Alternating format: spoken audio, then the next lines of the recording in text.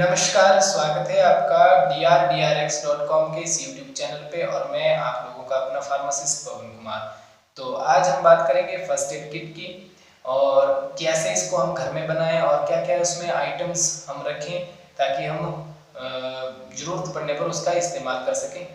तो इस वीडियो को स्टार्ट करने से पहले मैं अपने दर्शकों से, अपने देखने वालों से ये रिक्वेस्ट करता हूँ कि कोई भी दवा लेने से पहले अपने डॉक्टर से कंसल्ट जरूर कर लें ताकि आप उस मेडिसिन को एक अच्छे तरीके से ले सकें। तो चलिए शुरू करते हैं आज के इस टॉपिक को। तो फर्स्ट एड बॉक्स आखिर हम कैसे बनाएं और उसमें कौन कौन सी आइटम रखें, तो बारी बारी से हम इन पर एक डिटेल में हम बात करेंगे। तो चलिए, पहली रिक्वायरमेंट फर्स्ट एड बॉक्स के लिए हमारी क्या रहती है कि हमें एक बॉक्स चाहिए होता है जिसके अंदर हम ये सारी आइटम्स रखें। बॉक्स किसी भी चीज़ का हो सकता है, लकड़ी का हो सकता है, प्लास्टिक का हो सकता है, या फिर आप नॉर्मली एक कपड़े का बैग भी यूज कर सकते हैं। और दूसरी बात यह है कि जैसे ही आपके जितने भी आइटम्स उसमें रखने के बावजूद उसको बच्चों की पहुंच से जरूर दूर रखें। तो बात करते हैं हम आगे की। जो फर्स्ट एड किट में हम दो पोर्शन में बात करेंगे। एक पोर्शन में हमारे वो आइटम्स आएंगी जो हमारी मेडिसिन नहीं है, जिनको हम या तो हम इंस्ट्रूमेंट बोलेंगे या तो हम उसको ड्रेसिंग पोर्शन जिसको बोलते हैं, जिसमें हम ड्रेसिंग के लिए जितने भी जो ड्रेसिंग मटेरियल है उसकी बात करेंगे, और दूसरे पोर्शन में हम मेडिसिन की बात करेंगे कि कौन कौन सी मेडिसिन जो है आपको उस फर्स्ट एड बॉक्स में रखनी है। तो एक तो रहा हमारा बॉक्स के बाद जो है हम इसमें इंक्लूड करेंगे ये हमारा पहला पोर्शन है ड्रेसिंग का, या फिर यूं कहेंगे इंस्ट्रूमेंट्स का, और जो आपकी ड्रेसिंग के लिए जो मटीरियल रहता है वो, या सर्जिकल आइटम भी हम इसको बोलते हैं, छोटे मोटे जो नॉर्मल सर्जरीज में यूज होती है। तो ये जो है हमारा पहला पोर्शन रहेगा। तो पहले पोर्शन में हम पहले पोर्शन में हम बात करते हैं गॉज की, गॉज पैड की, या फिर गॉज रोल की। तो गॉज रोल का यूज हम कहाँ करते हैं? जब हमें कोई इंजरी हो जाती है तब हम उस पर्टिकुलर एरिया में उस गॉज रोल को उस पर्टिकुलर एरिया को स्टेराइल करके, उसको साफ करके, पूरा धोके उसके ऊपर जो है वो गॉज रोल लगाते हैं और उसके ऊपर से हम एडहेसिव बैंडेज को चिपकाते हैं, और या फिर रोल्ड बैंडेज से उसको कवर कर देते हैं उस गॉज रोल को। दूसरी जो चीज़ है वो है हमारे ग्लव्स। हमेशा कोई भी इंजरी हो, कोई भी आप ड्रेसिंग कर रहे हो, तो उससे पहले कि आप उस प्रोसीजर को स्टार्ट करें तो पहले आप अपने हाथों को स्टेराइल करके या फिर अपने हाथों को साफ करके उसमें आप ग्लव्स का यूज़ करके आप ग्लव्स पहन लें, और उसी के बाद ही आप आगे का प्रोसीजर स्टार्ट करें। फिर इसके बाद आते हैं हमारे पास बैंडेज। तो बैंडेज जो है, जो भी इंजरी होती है या फिर कोई घाव हमारा बड़ा है, रोल्ड बैंडेज की हम बात करेंगे।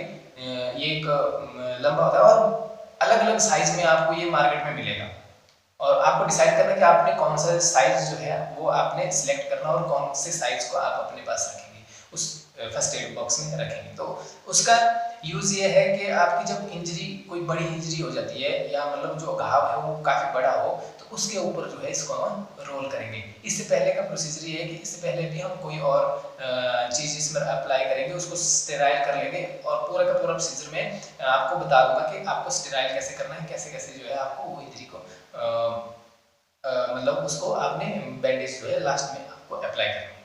तो बैंडेज के बाद हम बात करेंगे ट्वीजर्स की, ट्वीजर्स या फिर फोर्सेप की। फोर्सेप और ट्वीजर्स ये यूज तब होता है जब आपके स्किन में या कोई भी फॉरेन पार्टिकल है, या फिर कोई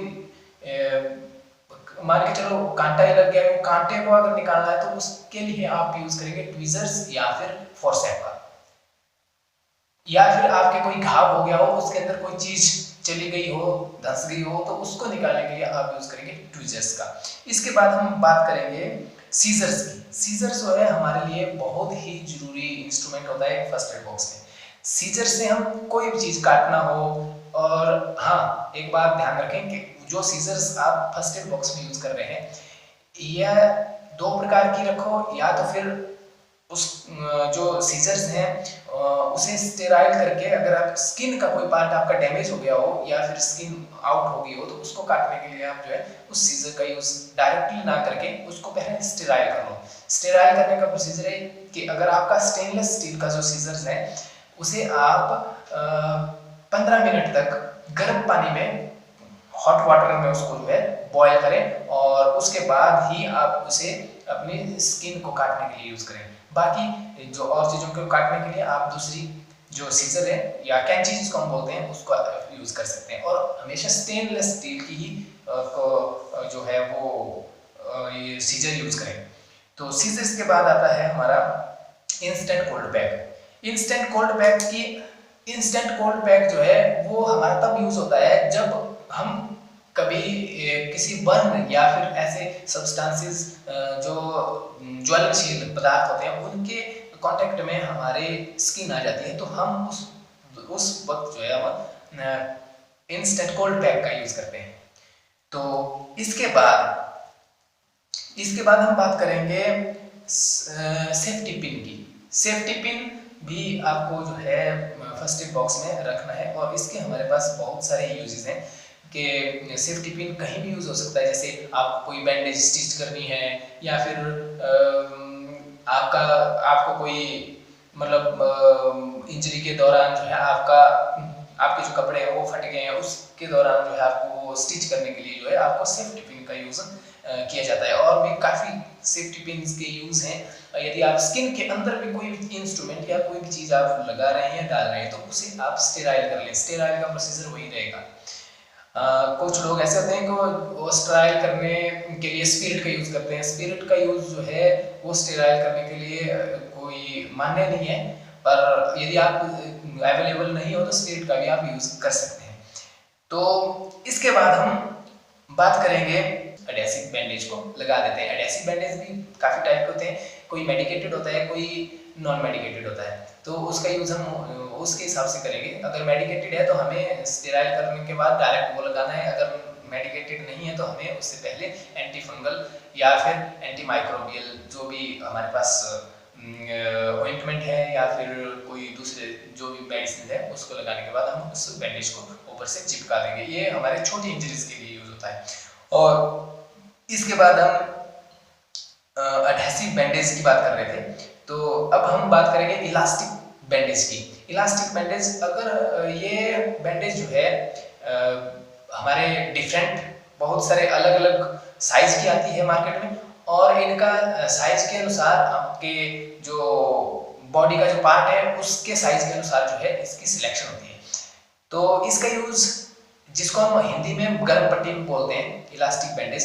तो अगर मान के चलो कि आपको कोई नॉर्मल फ्रैक्चर हो गया हो, इंटरनल फ्रैक्चर हो गया हो, तो उसको टेम्परेरी रैप करने के लिए, हम टेम्परेरी उसमें राहत देने के लिए उस पर हम इलास्टिक बैंडेज का यूज करना है।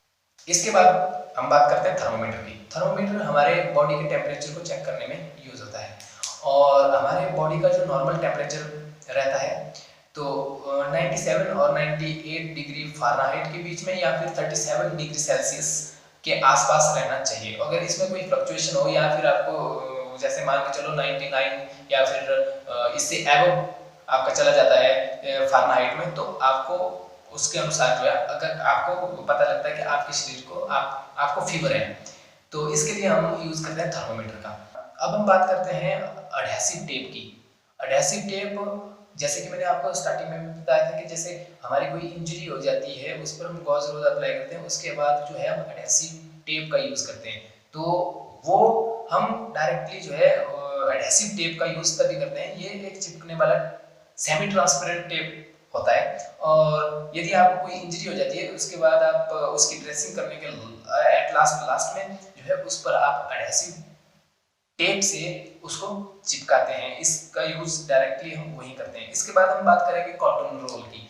तो कॉटन रोल का सीधा हमारा जो यूज होता है वो होता है हमारे ड्रेसिंग के लिए। अगर आपको कोई इंजरी हो रही है तो आप उस कॉटन को जो है उस इंजरी को साफ करने के लिए जो है उसका यूज करेंगे कॉटन का। तो और भी काफ़ी यूजेस होते हैं कॉटन के, तो ये भी आपको इस फर्स्ट एड बॉक्स में रखना है। और इसके बाद हम बात करेंगे सिरिंज की। तो आपको 1 या 2 सिरिंजें अलग अलग साइज की रखनी है और उसमें नीडल्स भी हो। कभी कभार, हालांकि चलो ये प्रोसीजर आप अपने तरफ से नहीं करेंगे, पर कभी कभार हो सकता है कि ऐसी सिचुएशन आ जाए कि आपके पास आपको जो है सिरिंज की जरूरत पड़े, तो आप उसका यूज कर सकें। तो आपको सिरिंज जो है उस फर्स्ट एड बॉक्स में रखना भी लाजमी है और बड़ा बहुत जरूरी है। और इसके बाद हम बात करें ट्रायंगुलर स्लिंग की। वैसे ट्रायंगुलर स्लिंग के बहुत वाइड रेंज है उसकी यूजेस की, तो यदि मैं इस वीडियो में उसके बारी बारी एक एक करके उसके सारे यूजेस आपको डिटेल में एक्सप्लेन करने जाऊँ तो उसके लिए हमारा जो वीडियो बहुत लंबा हो जाएगा। तो इसके लिए मुझे एक अलग सा वीडियो मैं इसके लिए बनाऊंगा। तो उसका यूज़ जो है, जैसे मान के चलो आपकी कोई बाजू फ्रैक्चर हो जाती है, तो उसको होल्ड करने के लिए या फिर शरीर की कोई भी अलग जैसा पार्ट हो, तो किस पार्ट का किस तरीके से वो जो है उसका यूज़ होता है, तो वो उसके अलग अलग जो है उसका तरीका है उसके यूज़ करने का। तो उसके लिए मैं एक अलग सी वीडियो से बनाऊंगा। इसके बाद हम बात करेंगे कॉन्डोम्स की। तो आपको फर्स्ट एड बॉक्स में कॉन्डोम्स का रखना बहुत ज़रूरी है। हालांकि गवर्नमेंट ने जो ये गाड़ी में जो रखे जाने वाले ये फर्स्ट एड होते हैं, तो उसमें वो बड़ा कंपलसरी कर दिया है। तो हालांकि हमें अपने फर्स्ट एड बॉक्स में भी ये चीज़ रखना बड़ा ज़रूरी है। तो इसके बाद हम बात करते हैं फर्स्ट एड मैनुअल की। तो एक आपको जो जिस तरीके से मैं बता रहा हूँ उस तरीके से एक मैनुअल बना के रखना है और वो आपको उस फर्स्ट एड बॉक्स में रखना है। उस मैनुअल में आपको पूरा का पूरा प्रोसीजर और जो आइटम्स की लिस्ट है वो उसमें रखनी है, ताकि हम समय पड़ने पर उसका यूज कोई और भी कर सके। तो इसके बाद बहुत ही इंपॉर्टेंट चीज जो कि आपको इस फर्स्ट एड बॉक्स में रखनी है वो है आपका contact details. Emergency contact details में आपको डॉक्टर्स के फोन नंबर और आपके नजदीकी रिश्तेदारों के फोन नंबर जो है उसमें आपको मेंशन करने हैं, ताकि कोई भी आपदा में उस डिटेल्स का इस्तेमाल हो सके। तो ये था हमारा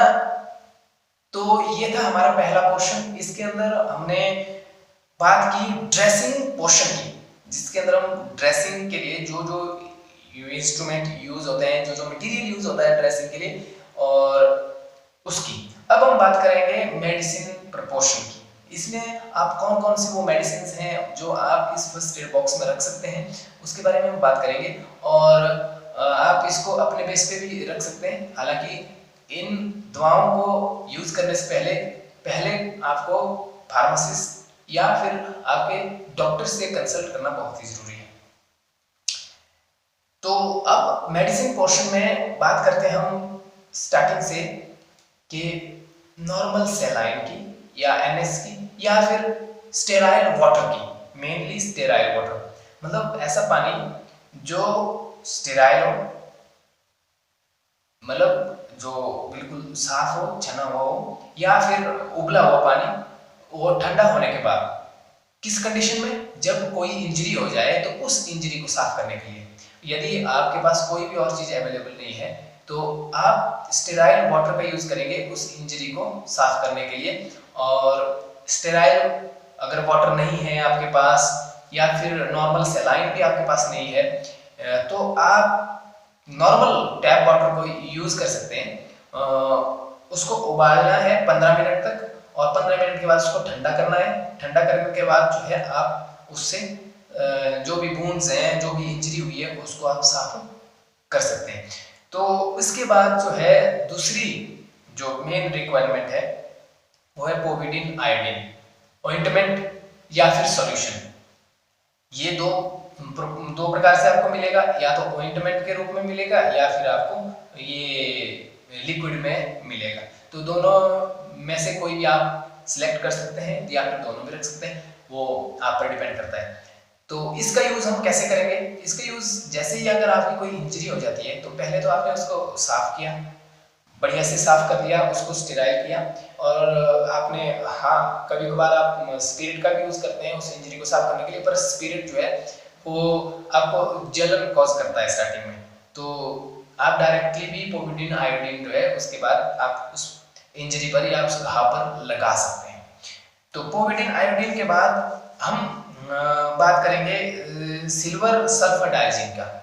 सिल्वर सल्फर डाइजीन की भी एक ऑइंटमेंट आती है। ये इसका यूज तब होता है जब आपके शरीर में कोई ज्वलनशील पदार्थ से जो है कांटेक्ट करे, या फिर आप किसी ज्वलनशील पदार्थ से कांटेक्ट में आए, तो उस कंडीशन में आपको ये अप्लाई करना है। या फिर आप जल जाता है, या आपका कोई पार्ट जो है आग के कांटेक्ट में आता है, या फिर उसमें या फिर कहीं किसी भी कारण से जो है वो जलता है, उस पोर्शन पर जो है आप सिल्वर सल्फर डाइजीन का जो है इस्तेमाल करेंगे। और ये आपको एक कूलिंग सेंसेशन भी देगा, और उस ज्वलनशील एरिया में जहां पर आप जले हैं उसमें आपको राहत भी देगा, दर्द से राहत देगा। तो इसके बाद हम बात करते हैं स्पिरिट की। तो आपको स्पिरिट रखना है। स्पिरिट जो है ये आपका मेडिस्पिरिट के नाम से मार्केट में आता है, और भी काफी नामों से स्पिरिट मिल जाता है मेडिकल स्टोर पे। तो आपको स्पिरिट जो है रखना है। ये इसका यूज आपका जैसे कोई भी आपको इंजरी है या फिर ड्रेसिंग में है या फिर उस तरीके में आपको जो है ये स्पिरिट का यूज करना है। किसी भी इंजरी को वहां पर पानी लगा, जहां पर पानी ना लगाए, मतलब आपको पानी नहीं लगाना है उस इंजरी पर, वहां पर आप जो है स्पिरिट का यूज करेंगे। तो स्पिरिट के बाद जो है आपको यूज करना है, तो इसके बाद आपके फर्स्ट एड बॉक्स में एक हैंड सैनिटाइजर या फिर सोप, नॉर्मल सोप, ये भी आपको जो है अपने फर्स्ट एड बॉक्स में रखना है। और इसके बाद हम बात करेंगे नॉर्मली इसके बाद आपको इस फर्स्ट एड बॉक्स में डेटॉल या फिर सेवलॉन कोई भी आप यूज कर सकते हैं। इसमें से आप किसी को भी रख सकते हैं, और ये आपको कंसंट्रेटेड मात्रा में नहीं लगाना है। कहीं भी कोई भी इंजरी हो जाती है उस पर इसका यूज होता है, और इंजरी पर जो है या तो आप डायरेक्टली भी यूज इसको कर सकते हैं कॉटन रोल से। उस ड्रेसिंग पर जो है उसको साफ करने के बाद जो है आप उसको इससे स्टेराइल कर सकते हैं। तो इसके बाद हम बात करते हैं पैरास्टामोल टैबलेट की। पैरास्टामोल 500 mg, ये आपको बाजार में हर मेडिकल स्टोर में आपको अवेलेबल मिल जाएगी, अलग अलग ब्रांड के नाम से आपको मिलेगी। तो पैरास्टामोल का यूज हमारे फीवर को कम करने में, या फिर आपको हल्का हल्का सर में दर्द लग रहा हो या सर दर्द हो रहा हो, नॉर्मल जो सर दर्द होता है, उसके लिए आप जो है इसको जरूरत के हिसाब से ले सकते हैं। तो पैरास्टामोल के बाद हम बात करेंगे बिसाकोडिल टैबलेट की। बिसाकोडिल टैबलेट जो है जब आपके मोशन की प्रॉब्लम हो, जैसे अगर मान के चलो आपके मोशन नहीं हो रहा हो, खुल के नहीं हो रहा हो, कब्ज की जब आपको प्रॉब्लम हो, तो उस दौरान जो है आप बिसाकोडिल टैबलेट का यूज कर सकते हैं। पर ध्यान रहे कि आपको एज के हिसाब से और कंडीशन के हिसाब से ही इस टैबलेट का यूज करना है। इसके बाद हम बात करते हैं डाइक्लोफेनेक सोडियम और पैरास्टामोल के कॉम्बिनेशन की। ये एक कॉम्बिनेशन में टैबलेट आपको हर एक मेडिकल स्टोर में नॉर्मली आपको अवेलेबल रहेगी, और आप वहां से उसको ले सकते हैं। और इसका यूज जो है आपके दर्द को कम करने के लिए यूज होता है। जैसे भी कोई इंजरी हो जाती है या फिर आपको कभी भी कोई इमरजेंसी कंडीशन आ जाती है, तो आप उस सिचुएशन में डिक्लोफेनेक और पैरास्टामोल को आप इस कॉम्बिनेशन को ले सकते हैं जरूरत के हिसाब से।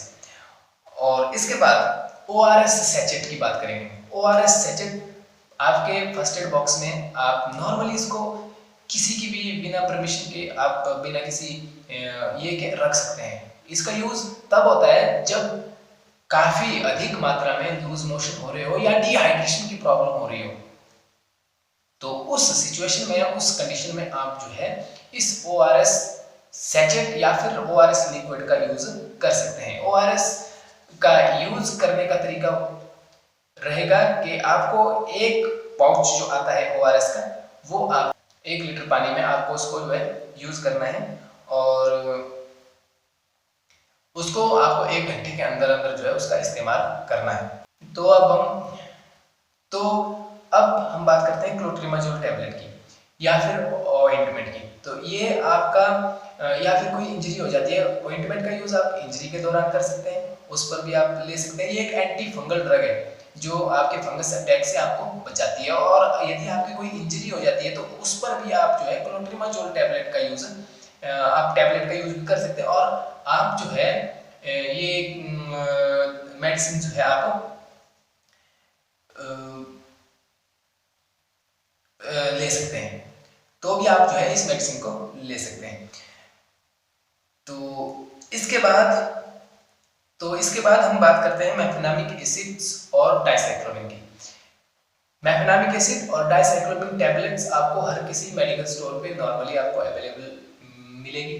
तो इसका यूज जो है वो हम तब करते हैं जब हमें पेट में कोई दर्द हो रहा हो या फिर क्रैम्प्स पड़ रहे हो, तो उस कंडीशन में हम मेफेनामिक एसिड और डाइसाइक्लोमिन का यूज करते हैं। तो इसके बाद हम बात करते हैं एंटासिड्स लिक्विड की।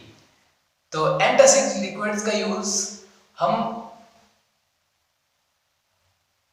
अगर पेट में कोई गैस बन रही हो या फिर आपके डाइजेशन में कोई प्रॉब्लम है, तो उस सिचुएशन में जो है आप एंटासिड लिक्विड्स का यूज कर सकते हैं। मेडिकल स्टोर्स में ये अलग अलग नाम से जो है आपको अवेलेबल मिल जाएंगे, जेनेरिक में भी एथिकल में भी। तो जैसे जिनटेक लिक्विड्स में या फिर रेनटेक लिक्विड्स है, एसिलॉक में आता है, या फिर जेलुसिल आता है, या फिर मतलब इस तरीके से काफी बहुत ब्रांड्स आपको मार्केट में इसके मिल जाएंगे एंटासिड लिक्विड्स के। फिर इसके बाद हम बात करते हैं सिट्राजिन की। सिट्राजिन जो है एक एंटी एलर्जिक मेडिसिन है या फिर टैबलेट्स है। जब भी कोई भी किसी भी सिचुएशन में किसी भी तरीके से आपको लगता है कि आपको एलर्जी हो रही हो, तो उस सिचुएशन में आप इस टैबलेट का यूज कर सकते हैं।